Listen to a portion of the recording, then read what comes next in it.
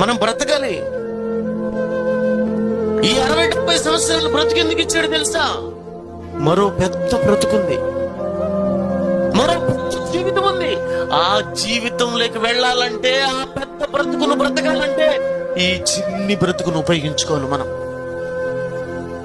ఈ చిన్ని జీవితాన్ని ఉపయోగించుకోవాలి. 60, 70, 80 ఏళ్ల జీవితం చాలా చిన్ని జీవితం, చాలా చిన్ని జీవితం.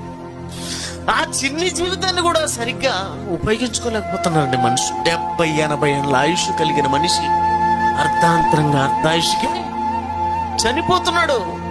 కొన్ని కోట్ల సంవత్సరాల బంధం అండి నీది మీ నాన్నది. 2.5 సంవత్సరాలు ఆఫ్టర్ నా బిడ్డను పోగొట్టుకోలేక అన్ని పోగొట్టుకునేదానికి సిద్ధపడ్డానంటే, ఇన్ని సంవత్సరాల బంధాన్ని పోగొట్టుకునేదానికి ఆయన ఎంత బాధపడతాడండి? అల్లాడిల్లిపోతున్నా